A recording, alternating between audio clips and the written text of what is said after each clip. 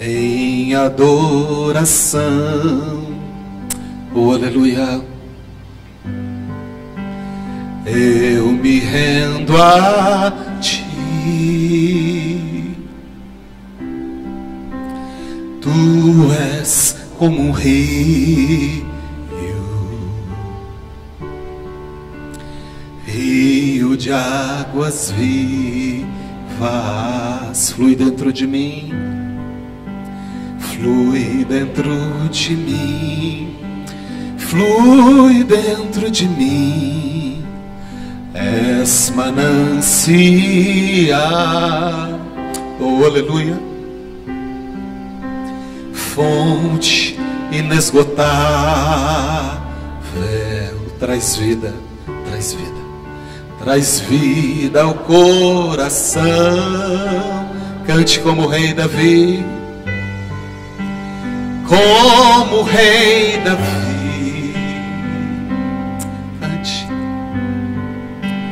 Quero te louvar, minha alma canta, minha alma canta-te, Senhor, em adoração.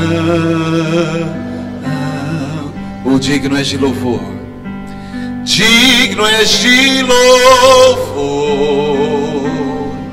oh aleluia. Majestade santa,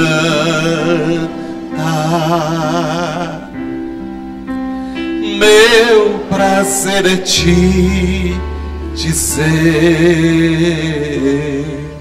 te amo, ó Senhor. Quero ouvir os irmãos mais uma vez em adoração.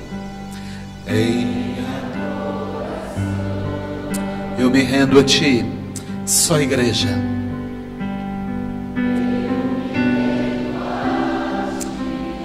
Tu és como um rio,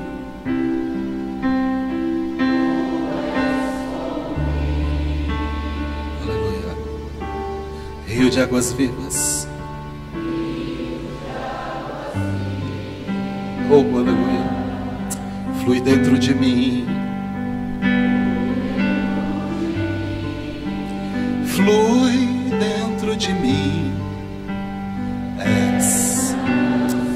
Oh, aleluia, fonte inesgotável,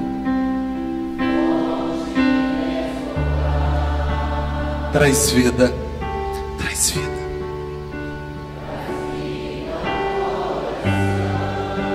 Oh, aleluia, como o rei Davi, cante bem forte para ele. Aleluia. Quero te louvar, minha alma canta, minha alma canta-te, Senhor, em adoração.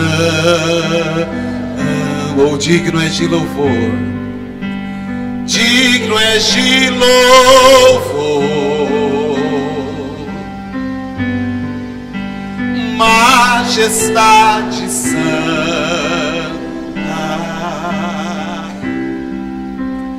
meu prazer é te dizer, para terminar, te amo, ó Senhor.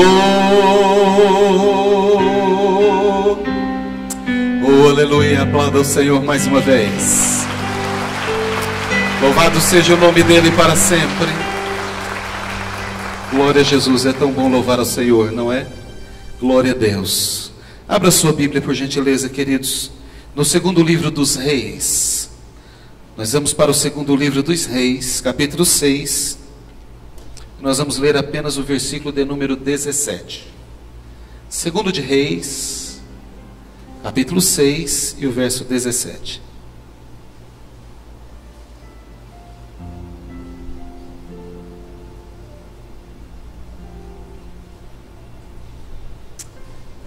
Glória a Deus, louvado seja o nome do Senhor para sempre.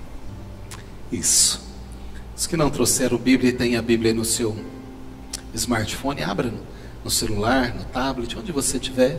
Vamos ler juntos, 2 Reis, capítulo 6, versículo 17. Não vai dar para projetar aqui, os irmãos já sabem o motivo, mas nós vamos conseguir ler juntos. A tradução que eu estou usando é o Almeida atualizada. Se for um pouquinho diferente da sua, o sentido vai ser o mesmo. Diz assim a palavra do Senhor, o texto sagrado.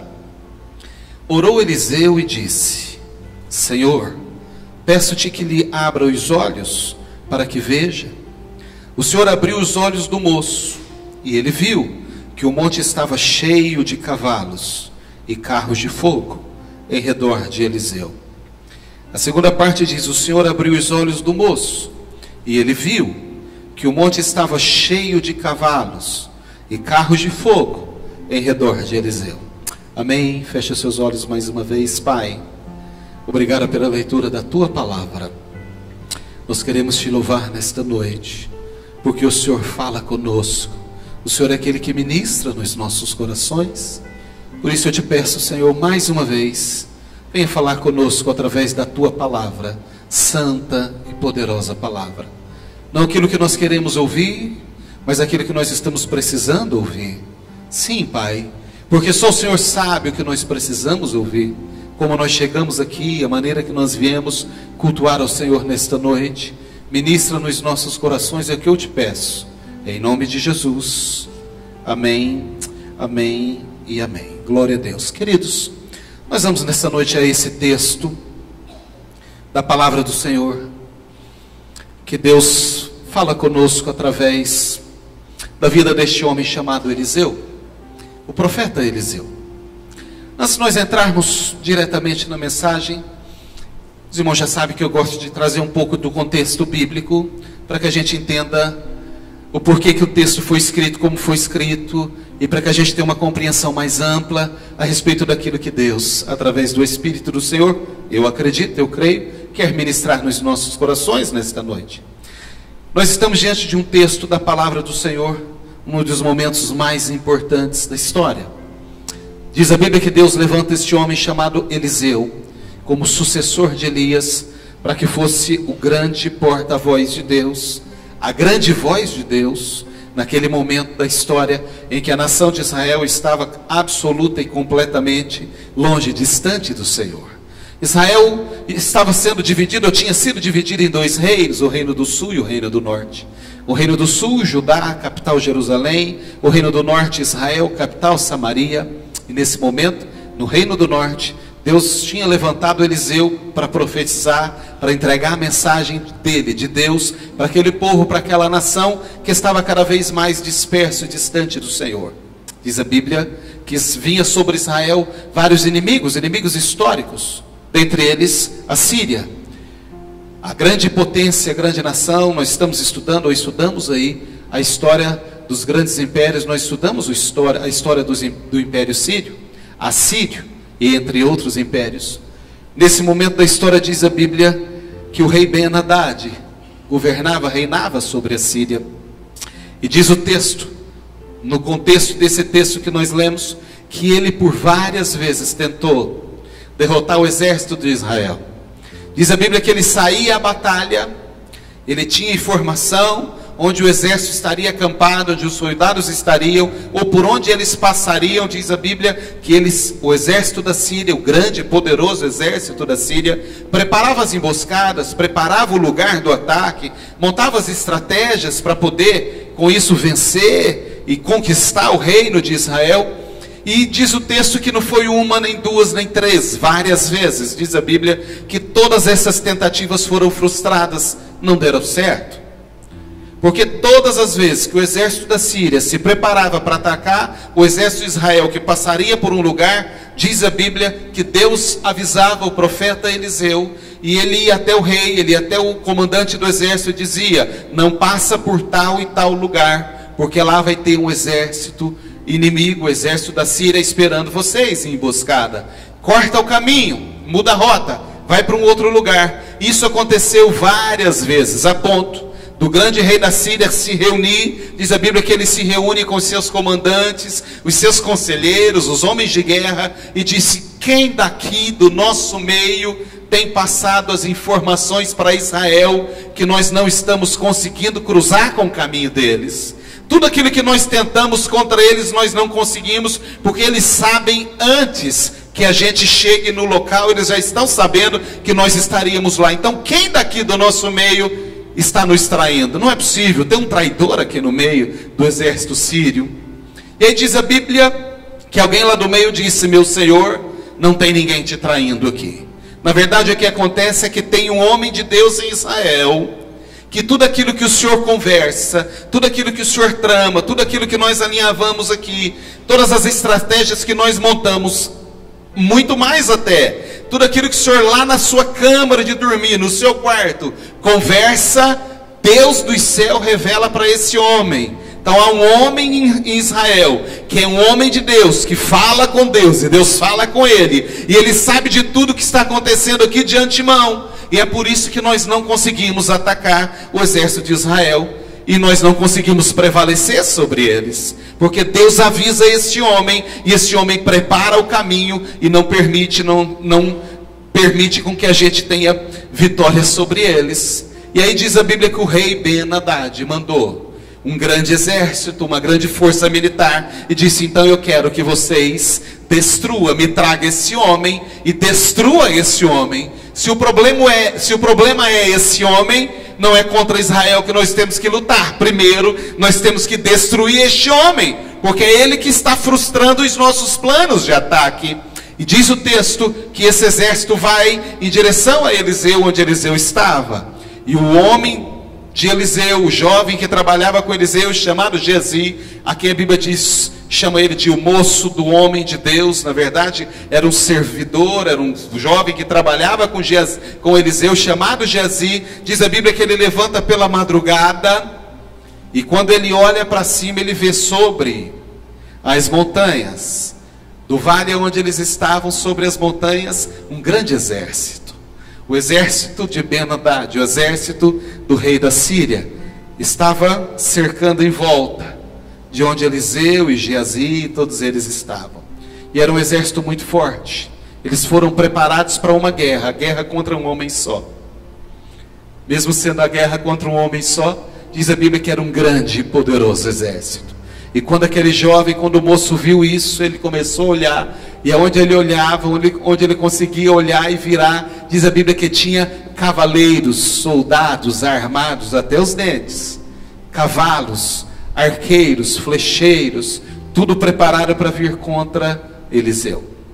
E ele correu para dentro, e ele disse para Eliseu: ai meu Senhor, diz o texto, que ele disse: há cavalos e cavaleiros do rei da Síria que vieram contra nós. Diz o texto, Eliseu sai na porta e olha para cima e disse: não, Geazi, acima deles, acima desse exército que você está vendo, tem um exército muito maior, porque maior é o que está conosco do que o que está com eles.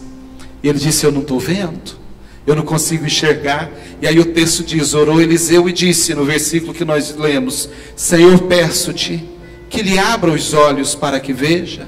Abra os olhos do moço para que ele veja. E o Senhor abriu os olhos do moço, e ele viu que o monte estava cheio de cavalos e carros de fogo em redor de Eliseu. Quando Deus permitiu que Geazi visse, diz a Bíblia que sobre aquele grande exército da Síria tinha um grande exército de Deus, de cavalos e carros de fogo, é isso que diz a Bíblia. E eles estavam cercando Eliseu e protegendo Eliseu. Na continuação do texto, diz a Bíblia que Eliseu segue e diz, orando para o Senhor, diz: Senhor, eu te peço, fira de cegueira esses soldados, Senhor, para que eu encaminhe eles para um outro lugar. E a Bíblia diz que Deus ouviu a oração de Eliseu, eles ficaram cegos. E aí Eliseu disse: vocês estão no lugar errado, na cidade errada, não é aqui que vocês têm que estar. Eu vou acompanhar vocês, eu vou conduzir vocês até onde vocês têm que ir. Levou o exército para Samaria, para o centro de Samaria, onde estava o exército de Israel. O exército da Síria foi para Samaria, onde estava o exército de Israel. E diz a Bíblia que depois desse acontecimento, Ben-Hadad desistiu de atacar Israel. Esse é o contexto. Essa é a história desse texto que nós lemos. Ou seja, Deus protegendo Eliseu e Geazi, mesmo quando o moço não via. Deus estava protegendo. O que eu quero falar nessa noite, irmãos, é sobre a importância da gente ter uma visão espiritual. Geazi não via, porque ele estava numa visão racional. Geazi não conseguia enxergar aquilo que Eliseu viu de pronto, porque Geazi estava vendo com os olhos físicos, com os olhos materiais, com os olhos racionais, com os olhos humanos, com os olhos naturais. Eliseu não. Eliseu estava com a visão espiritual aberta, e ele pôde ver e contemplar aquilo que Deus estava fazendo por ele o tempo todo, e todos os momentos. Eu quero falar com os irmãos nessa noite sobre o que nós estamos vendo. O que você está vendo? Qual a direção que você está olhando? Para onde você está olhando? Nesse texto que nós acabamos de ler, nós tivemos aqui uma revelação do Senhor, que com olhos materiais, com olhos naturais, a gente não consegue ver o agir de Deus, porque muitas vezes o agir de Deus, ele é sobrenatural e escapa aos nossos olhos físicos e aos nossos olhos naturais. Na Academia Bíblica de quinta-feira, nós estamos há 3 semanas falando sobre princípios espirituais. Princípios bíblicos espirituais para a nossa vida. Nós encontramos na Bíblia, nós encontramos no texto sagrado, princípios que devem ser observados por nós e aplicados à nossa vida, para que a gente tenha um resultado aqui, aonde nós estamos e nesse tempo que nós estamos vivendo. A Bíblia tem vários princípios que nós devemos ler e observar, e nós estamos estudando a cada um desses princípios já há 3 semanas. Fica o convite aqui, para que você venha, para que você tenha uma vida saudável e uma vida abençoada por Deus. E um dos versículos, um dos textos que serviu de base para nós, nesse estudo que nós estamos fazendo, é o que está lá em 1 Coríntios 12, 13. Versículo 13 diz, de 1 Coríntios, Paulo dizendo: disto também falamos, não em palavras ensinadas pela sabedoria humana, mas ensinadas pelo Espírito. Aí ele diz, conferindo coisas espirituais com espirituais. O que Paulo quer dizer para nós é que existe uma vida natural, existe uma vida material, onde nós, como pessoas, como ser humano naturais, nós temos a compreensão do que acontece naturalmente de muitas coisas, porque é inerente, é imanente à natureza humana ter a compreensão das coisas naturais, dos fenômenos naturais, das situações naturais que nós atravessamos muitas vezes. Nós sentimos fome, nós sentimos sede, nós sentimos cansaço, nós temos tristeza, nós temos sentimentos, nós temos alegria, nós temos preocupações, nós temos algumas coisas que nos acompanham aqui na nossa vida aqui, que é inerente, irmãos, à natureza humana. Eu digo para os irmãos algumas vezes, isso chama vida, não é? Chama vida. Sofrer, passar aperto, passar dificuldade, até enfermidade, a ficar doente, até coisa, isso chama vida. Então nós temos uma compreensão natural dessas coisas, porque tudo isso é inerente à nossa natureza humana. Mas aí Paulo vem dizer para nós que existem coisas que são espirituais e não são naturais. E aí ele continua dizendo no versículo 12 desse capítulo 2, que o homem natural, ele não consegue compreender as coisas espirituais. O homem que está na sua natureza física, quando eu digo homem, é óbvio que eu estou dizendo no sentido antropológico, homem e mulher. O homem e a mulher natural não consegue discernir e compreender aquilo que é espiritual, porque na natureza humana, na natureza natural, nós não conseguimos compreender o sobrenatural de Deus. E aí Paulo diz, mas vós, ou seja, nós, quando ele diz vós, ele está escrevendo para nós, ele diz, mas vós tende o Espírito Santo de Deus em vós, que vai ensinar vocês a discernir as coisas espirituais, porque o Espírito Santo de Deus, ele nos dá entendimento e capacidade da gente compreender coisas espirituais, irmão Aldo. O homem só consegue compreender as coisas de Deus se ele tiver uma revelação do Espírito Santo de Deus que está dentro dele, porque na nossa natureza humana nós não conseguimos enxergar as coisas espirituais. Foi isso, Pedro, que Geazi viveu e passou. ele sai na porta da casa dele, aonde ele estava morando, onde ele residia com Eliseu. A Bíblia diz que ele abre a porta e olha para cima, e ele vê o grande exército da Síria. Ele vê um exército poderoso armado até os dentes para vir contra ele. E ele volta para dentro correndo e diz: meu Senhor, tem um grande exército aí fora, e ele vai nos atacar e nós vamos sucumbir. Aí Eliseu bota o pé na porta, olha e vê acima, além do exército da Síria, e ele diz: calma, Geazi, tem um grande exército aí, mas esse exército é por nós, porque aquele que está conosco é maior do que o que está com eles. Como que Eliseu viu isso? Ele viu porque o Espírito de Deus estava sobre ele. Entende? Existem coisas naturais que a gente só vai conseguir ver naturalmente. São as coisas da vida, são as coisas que nós vivemos e passamos, coisas que são inerentes à nossa vida aqui. Mas quando Jesus entra na nossa vida, o Espírito Santo vem sobre nós, ele passa a morar dentro de nós. Qual o papel do Espírito Santo? É nos ensinar coisas espirituais. O papel do Espírito Santo é nos ensinar e que a gente aprenda sobre aquilo que Deus faz de forma sobrenatural. O papel do Espírito Santo é abrir os nossos olhos naturais e permitir com que a gente veja as coisas espirituais de um outro ângulo. Paulo diz isso, que as coisas naturais, elas se discernem espiritualmente, mas o Espírito Santo vem sobre nós para nos ensinar que coisas espirituais se conferem espiritualmente. Então quero falar um pouquinho com os irmãos sobre isso, porque às vezes nós temos a nossa vida, a nossa rotina na igreja, e nós temos um relacionamento com Deus, ou começando, ou já de muito tempo, cada um tem o seu tempo de relacionamento com Deus, e a gente é muitas vezes levado a ter um relacionamento com Deus. Eu tenho insistido nisso aqui algumas vezes. Nós somos muitas vezes levados a ter um relacionamento com Deus baseado apenas numa experiência natural, numa experiência humana, numa experiência racional.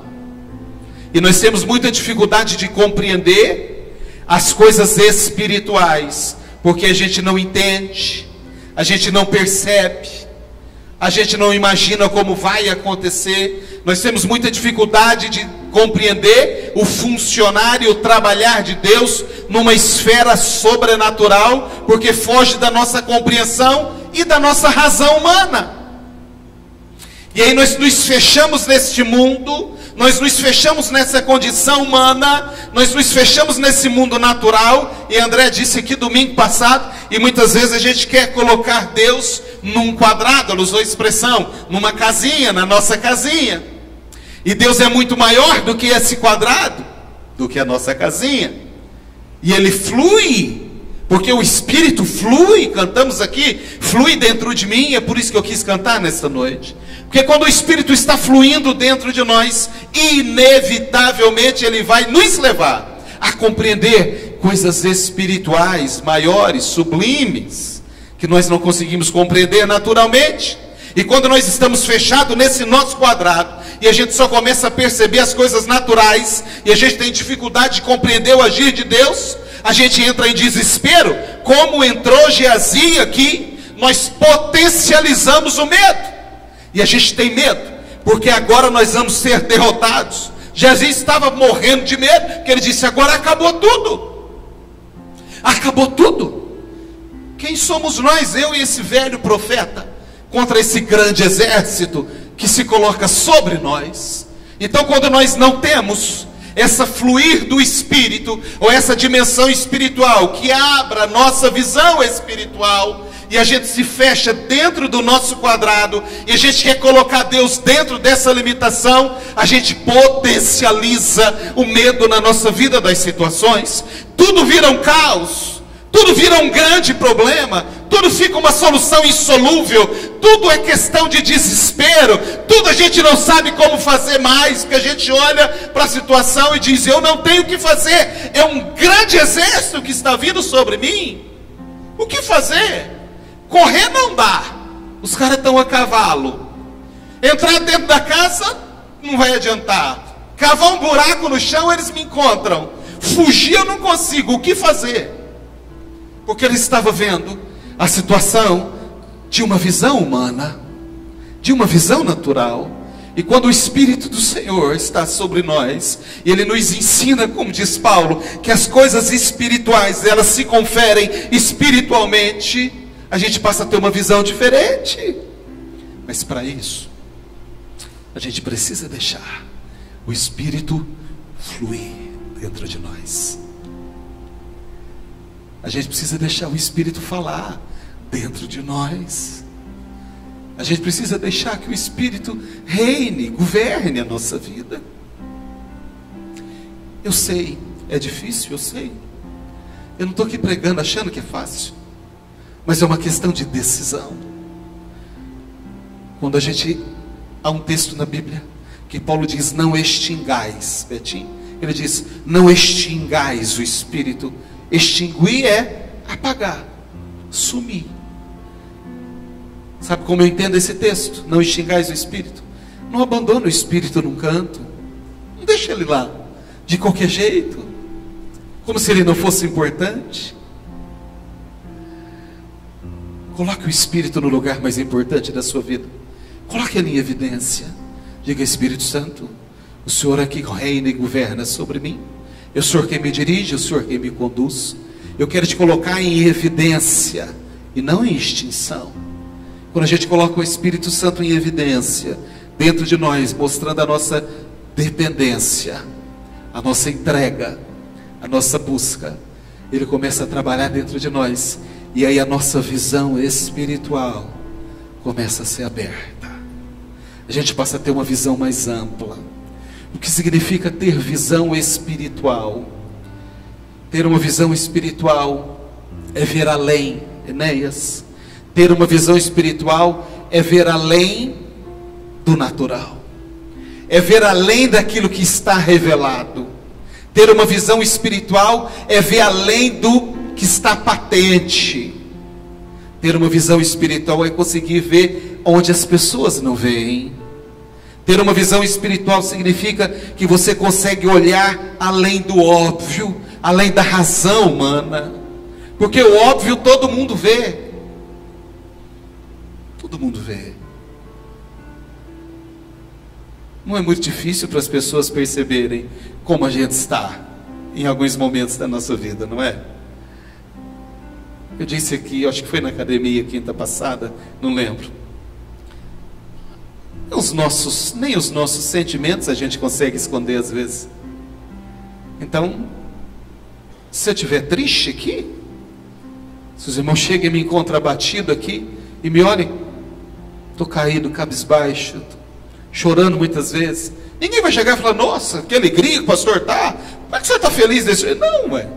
Não é? É óbvio. Estou olhando, estou vendo a pessoa triste, para baixo, eu dou um abraço e falo, vem cá, está tudo bem com você? Deus é maior, estamos juntos, não é? A gente percebe, é óbvio. Então, óbvio, a gente não precisa ter visão espiritual. A visão espiritual vai te levar além. Ter uma visão espiritual é conseguir enxergar acima do problema. Eu orei muito essa tarde por esta palavra, porque Deus ministrou muito no meu coração essa palavra, e me fez compreender que às vezes nós somos cristãos míopes, com astigmatismo, sei lá o que não enxerga. A gente não enxerga. A nossa visão espiritual é míope. Nós temos miopia espiritual e a gente não consegue enxergar. Tem gente que tem catarata espiritual, que só vê vulto. Tem gente que já tem glaucoma, em estado avançado espiritual, que já não enxerga mais nada. Pressão do olho subiu muito.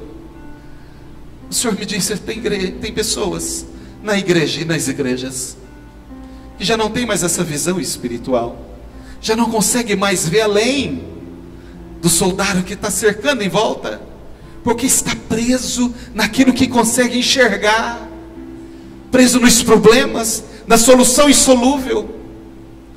Na solução insolúvel.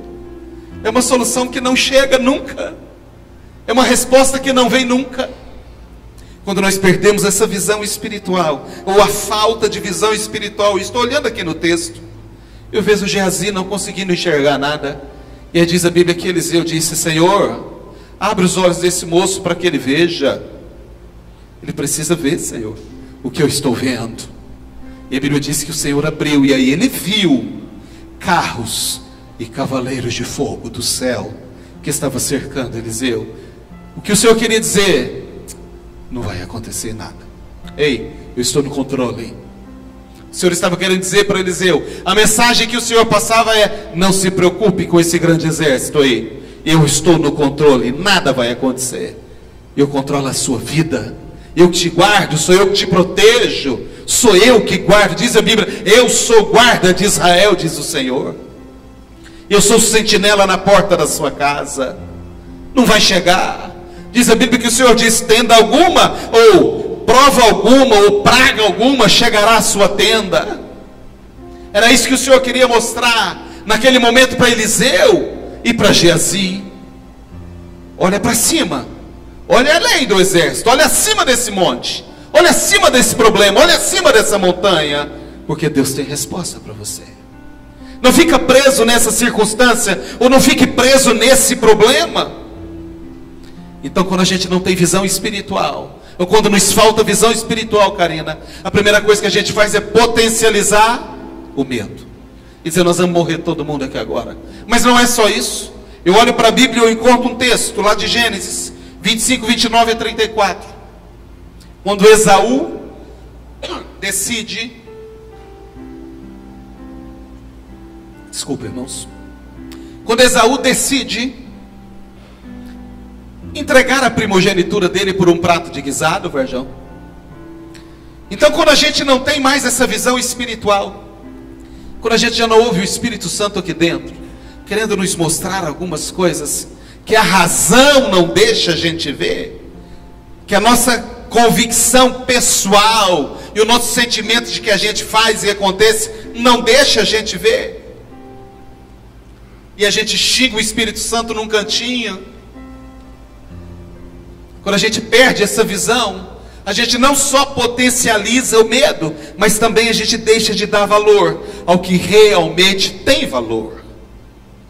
Diz a Bíblia que Esaú chegou, era Esaú e Jacó, dois irmãos. Esaú era o mais velho, portanto era o primogênito, era dele o direito da bênção da primogenitura, e significava muito isso naquela época. Mas a Bíblia diz que ele chegou da caça, olhou para o seu irmão Jacó, e Jacó tinha feito um prato de guisado, tinha preparado uma comida. Diz a Bíblia que era um prato de guisado vermelho, e muito cheiroso e muito bonito. E aí Esaú chegou da caça, olhou o prato e disse: eu quero, dá para mim. Jacó disse: não, foi eu que fiz para mim comer.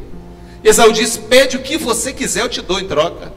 Aí Jacó disse: dá mesmo, dou, eu quero a sua primogenitura.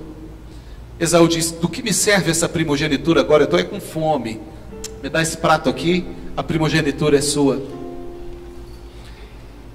Depois ele foi chorar lá na frente, porque ele perdeu o direito das bênçãos. Ser primogênito significava ter direito das melhores bênçãos. Quando Isaac estava morrendo, e ele deu a bênção para Jacó, diz a Bíblia que todas as bênçãos foi para Jacó. Esaú chorou e disse: meu pai, não sobrou nenhuma para mim? Ele disse: não sobrou nenhuma para você, eu dei todas as bênçãos para Jacó. Então, quando a gente não tem essa visão espiritual de Deus, quando nós estamos míopes espiritualmente, a gente começa a valorizar o que não deve ser valorizado, e a gente não valoriza aquilo que deve ser valorizado, porque a gente não consegue ver, a gente não consegue discernir o que é importante daquilo que não é importante. A gente não consegue discernir na nossa vida aquilo que vai fazer a diferença para melhor e aquilo que não vai fazer. E a gente começa a concentrar os nossos esforços, a nossa força, a nossa energia, a nossa dedicação, e muitas vezes naquilo que não vai trazer nenhum resultado, nenhuma edificação para a nossa vida. Porque a gente esquece de olhar aquilo que realmente importa. Nas nossas relações, ou nos nossos relacionamentos, quando a gente perde essa visão de Deus, a gente começa a dar importância àquilo que a gente não deveria dar, e a gente começa a deixar de lado. É o marido que começa a abandonar a esposa devagarzinho. É a esposa que já não consegue mais se relacionar com o marido, porque já não tem mais sentido aquela relação e vai dar importância para uma outra coisa. É o cara que prefere passar 3 horas na frente de uma internet olhando um vídeo, Deus sabe lá como esse vídeo, do que estar com a sua esposa. É a esposa que prefere ficar 2, 3 horas na frente do Face do que olhar na face do seu marido, não é? Mais Face e menos face. Tem que ser o contrário, é mais face e menos Face. Aliás, eu fico pensando, gente, abrir um parênteses aqui, quando Jesus voltar, como é que a gente vai conseguir explicar para Ele que a gente não orava e dizer para o Senhor que a gente não tinha tempo de orar, se a gente passava 3, 4 horas na frente do Face, não é? E a gente vai dizer: Senhor, eu não tinha tempo de orar, eu não tinha tempo de ler a Bíblia. Jesus vai dizer: mas e no Face, você entrava bastante? Ah, no Face eu entrava, Senhor. Pois é, Jesus vai dizer: eu não estava no Face, eu não estava no WhatsApp, eu não estava no Instagram, eu não estava no Twitter, eu estava aqui, ó. É aqui que você me encontrava. Ele disse: buscar-me-eis e me achareis, se me buscardes de todo o vosso coração. Mas quando a gente perde essa visão espiritual do Senhor, a gente começa a dar valor naquilo que não tem valor, e a gente deixa de valorizar as coisas importantes da nossa vida, do nosso relacionamento. Esaú fez isso. Esaú disse: eu não tenho valor nessa primogenitura, eu não quero isso. Depois ele foi chorar. Depois ele chorou diz a Bíblia que ele chorou amargamente. E disse: meu pai, não tem nenhuma bênção. Isaac disse: não tem, Esaú. Eu dei todas as bênçãos para o teu irmão. Ele levou as bênçãos, porque você trocou. Você valorizou o que você não deveria valorizar, e você desvalorizou aquilo que realmente tinha valor para você. Ei, valorize aquilo que importa. Valorize o relacionamento. Valorize o relacionamento com a sua esposa, com o seu esposo, com os seus filhos, com os seus amigos. Valorize aquilo que importa. Bota esse celular um pouquinho na gaveta. Sai para jantar, desliga o celular. Para com esse negócio de WhatsApp o tempo todo, de Face o tempo todo. Para com isso, gente. Isso está fazendo casais se afastarem um dos outros. As pessoas estão dentro da casa conversando no WhatsApp. Vem aqui, vai ali, faz isso, faz aquilo. E não se falam mais. Valorize o que realmente importa. As pessoas não se tocam mais. Estava falando com o Varjão hoje. Ele foi fazer uma visita essa semana numa casa de repouso. Ele me dizia: essas pessoas idosas, elas querem ser tocadas, não é assim, Varjão? Pegar na mão delas, tocar no rosto, tocar no ombro. Faça o que é importante. Deixe o Espírito do Senhor te dar a visão daquilo que importa na sua vida. Volte a fazer aquilo que realmente é importante. Valorize os seus momentos com Deus. Valorize os seus devocionais com Deus. Quanto tempo a gente já não tem mais devocional? Quanto tempo você tira do seu dia para sentar com Ele, sentar e dizer: Jesus, senta aqui do meu lado hoje. Estou com saudade do Senhor. Eu estou com saudade das nossas conversas. Isso não é loucura, não. Ou é, sei lá.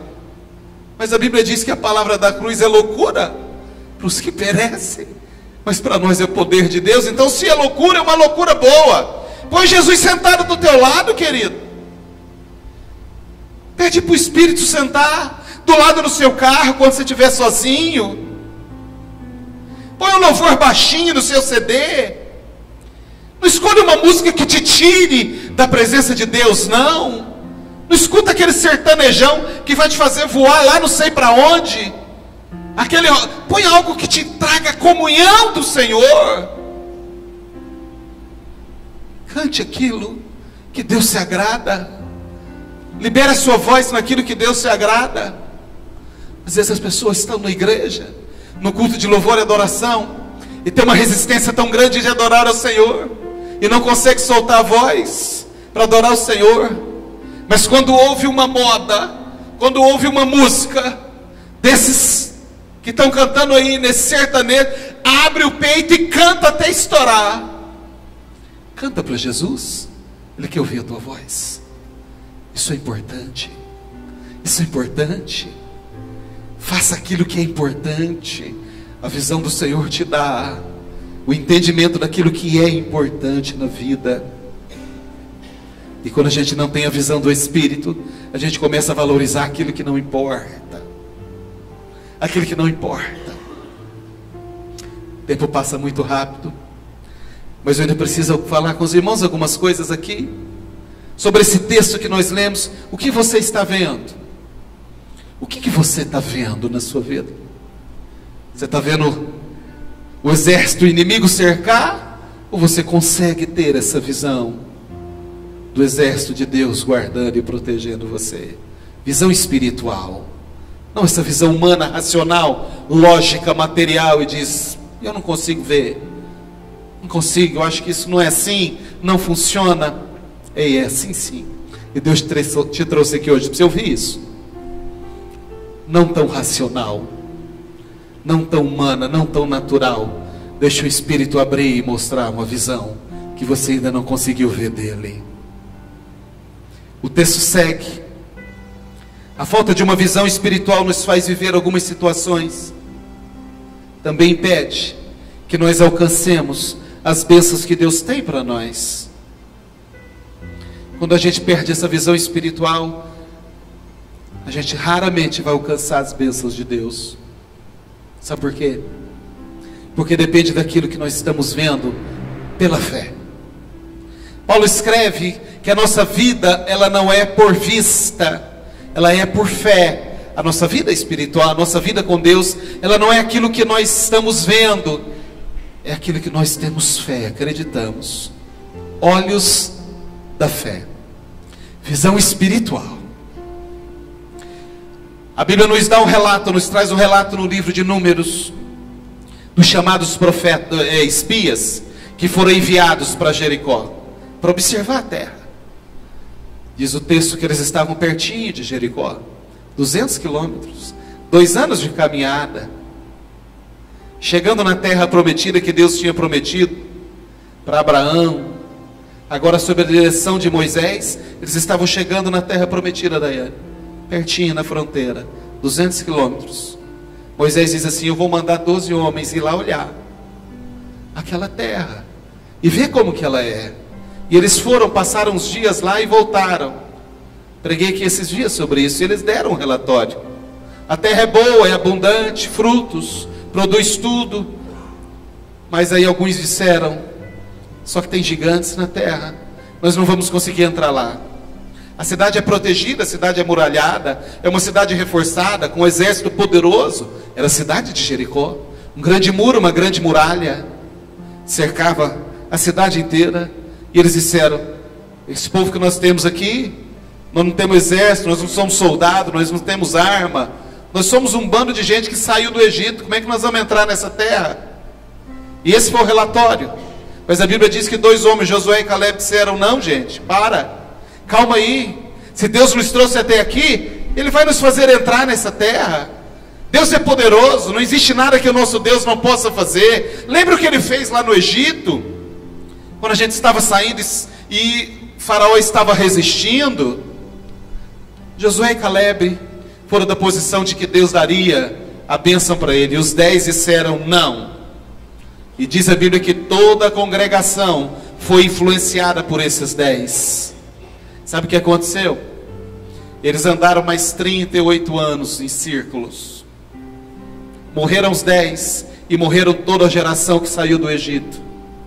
Diz a Bíblia que nenhum daqueles que saíram do Egito, com exceção de Josué e Caleb, conseguiram entrar na terra prometida. Porque eles não tinham visão de Deus, visão espiritual. Eles viram só o grande obstáculo e a dificuldade de entrar. Então, quando a gente não tem essa visão espiritual do Senhor, nós somos impedidos de alcançar as nossas bênçãos. Porque Deus, para nos abençoar, Deus, para te abençoar, em lugar nenhum está escrito nesse livro que Ele tem que fazer do jeito que você quer e do jeito que eu quero. Em lugar nenhum nós encontramos isso na Bíblia, que Deus vai nos abençoar, Cláudia, de acordo com o que eu quero e penso. Não! Vocês conhecem a história? Quando chegou o momento depois, agora, não sob a liderança de Moisés, sob a liderança de Josué, deles entrarem na cidade, na terra prometida, na chamada Jericó, vocês sabem como Deus colocou eles lá dentro? Diz a Bíblia que Deus falou com Josué: manda o povo andar em volta da cidade, dá uma volta por dia, durante 6 dias, dá uma volta em volta dessa muralha. E no 7º dia, manda eles andarem 7 vezes. E na última volta, manda eles tocar os instrumentos e fazer um barulho bem grande, porque eu vou dar a cidade nas mãos dele. Oh, que coisa louca!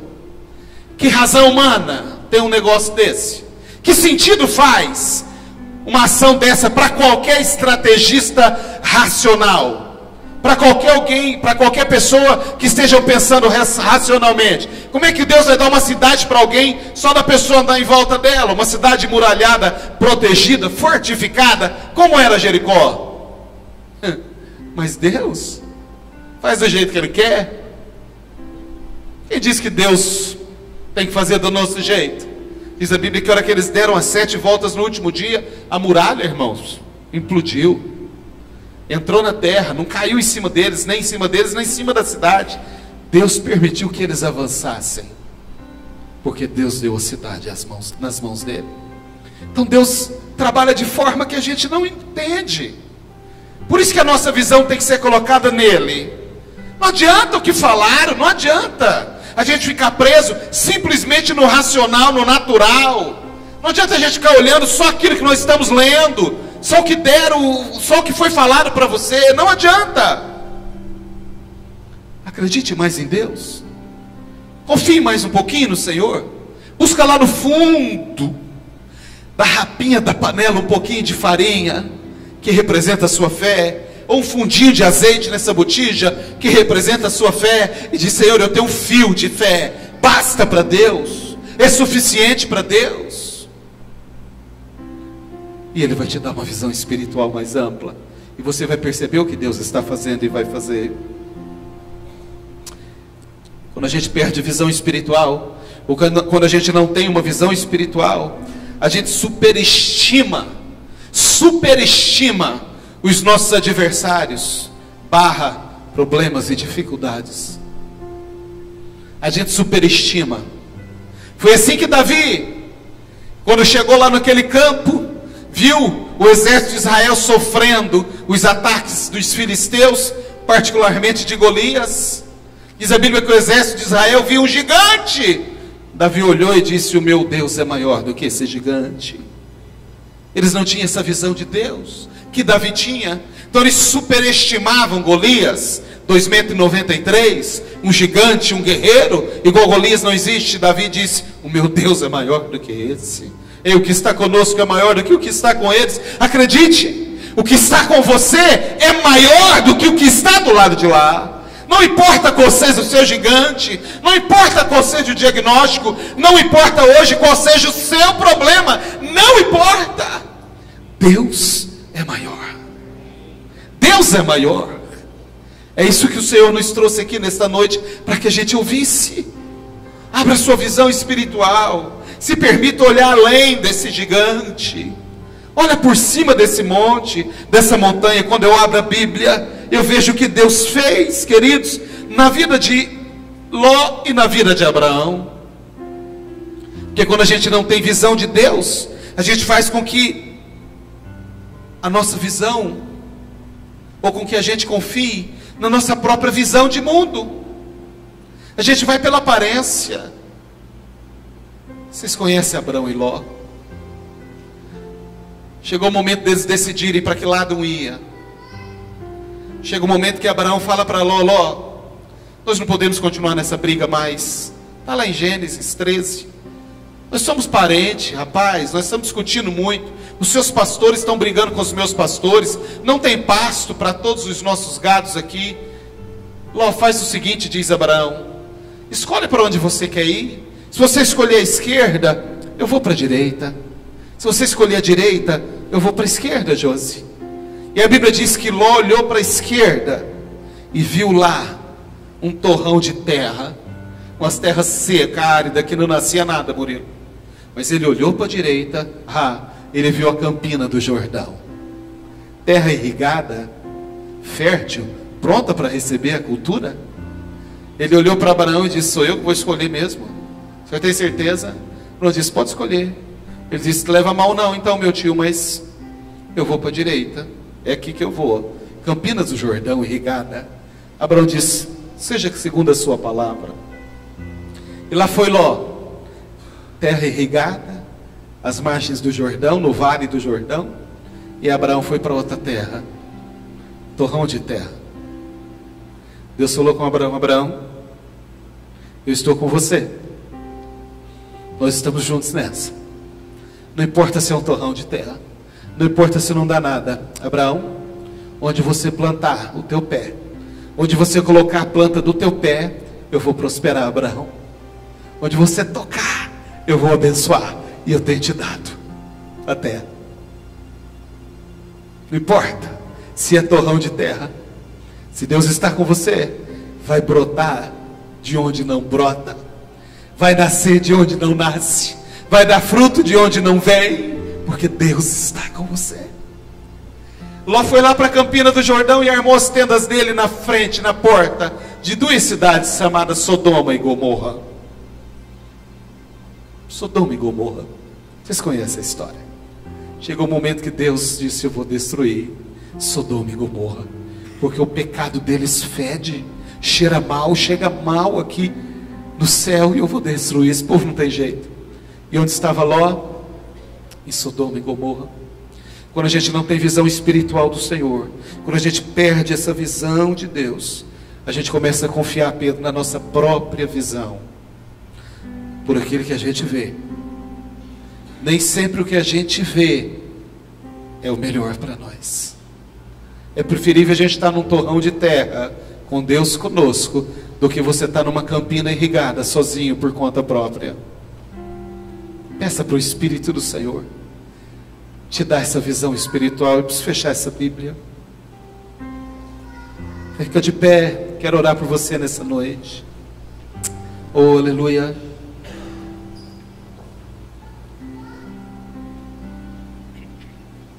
Queridos,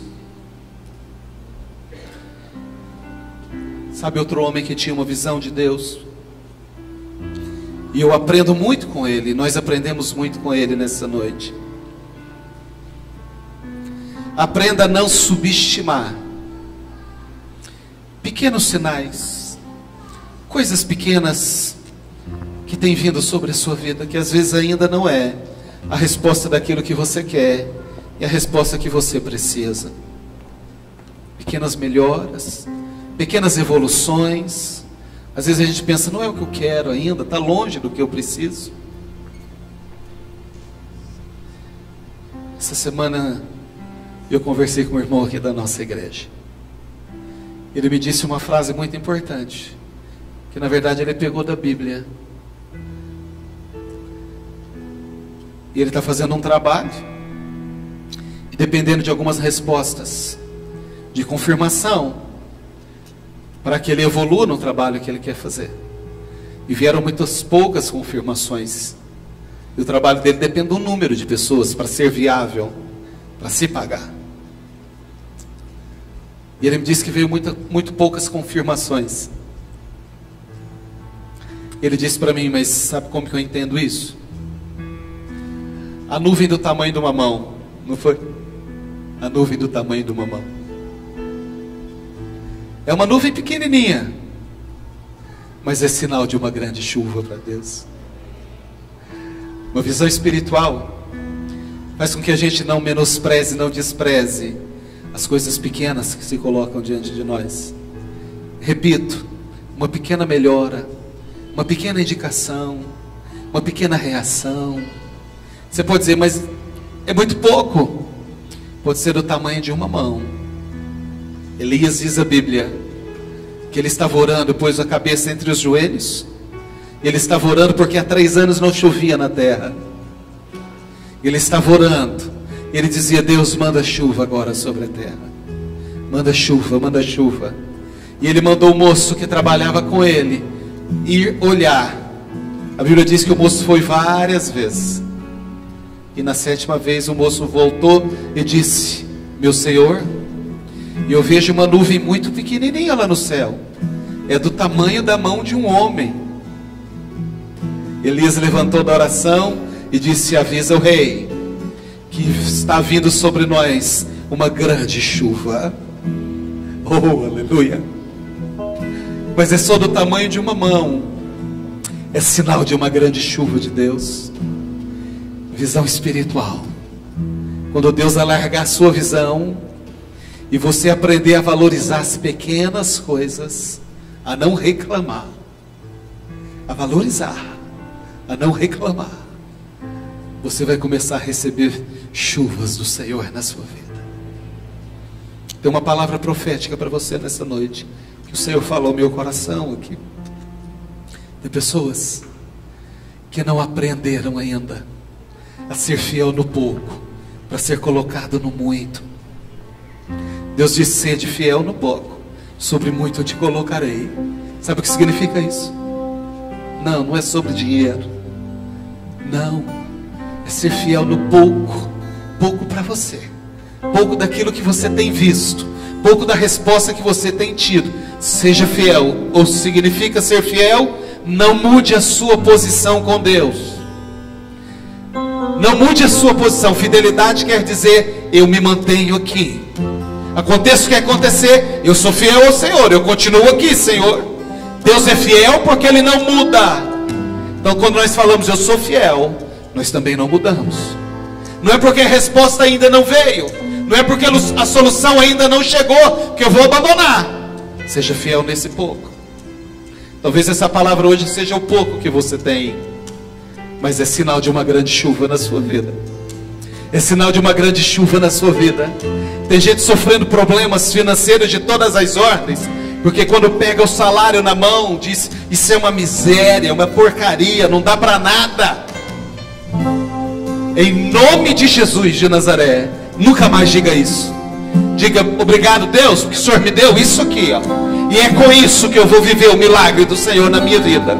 É com isso que eu vou prosperar. É com isso que eu vou sentir a tua mão. Porque uma pequena mão do Senhor é sinal de uma grande chuva na sua vida.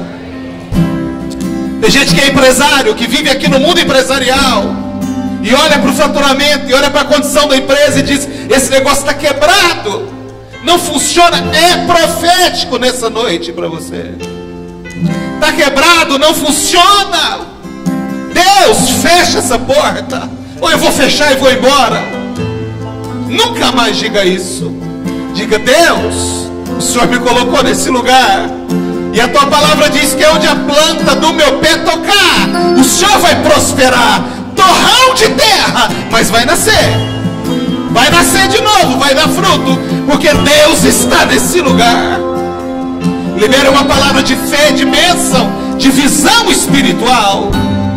É uma pequena nuvem, mas é sinal de uma grande chuva na tua vida.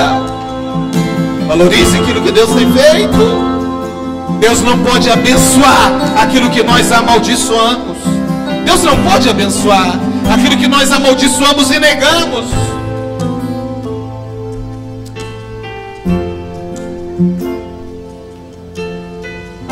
Ei, Deus te trouxe aqui para sacudir a tua vida.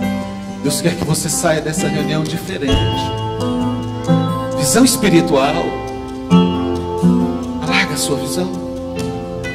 Olha acima dessa montanha aí. Olha acima desse monte. Pastor, é só o exército que eu estou vendo. É só o inimigo, é só o gigante, é só o problema. Acima desse gigante tem um exército de carros e cavaleiros de fogo enviado pelo Senhor para te guardar e para dar a resposta que você precisa. Creia, creia. Feche os seus olhos, eu vou orar por você. Louve o Senhor.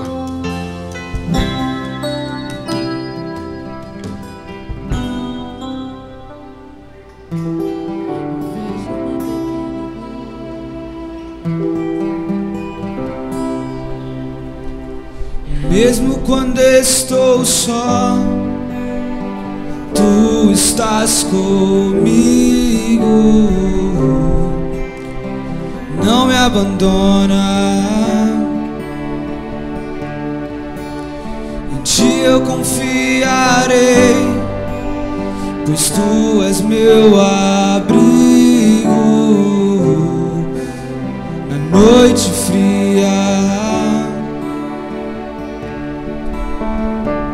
O teu amor me encontrou, da minha escuridão me libertou. Agora vivo só por ti. A minha vida te darei, ó Jesus, Rei dos Reis. Pertenço só a ti, Jesus. Nada eu temerei, pois ao teu lado eu sempre estarei. Não me abandona, por mim se entregou. Agora a minha vida eu te dou, meu amado Jesus. O teu amor me encontrou, da minha escuridão me libertou. Agora vivo só por ti. A minha vida eu te darei, ó Jesus, Rei dos Reis. Pertenço só a ti, Jesus.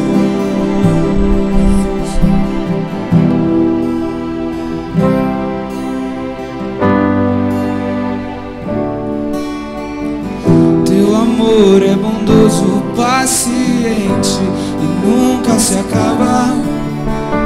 Me encontrou, me libertou, me salvou, me faça morada.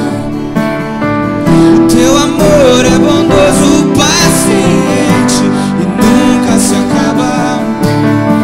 Me encontrou, me libertou e me salvou. O teu amor me encontrou, da minha escuridão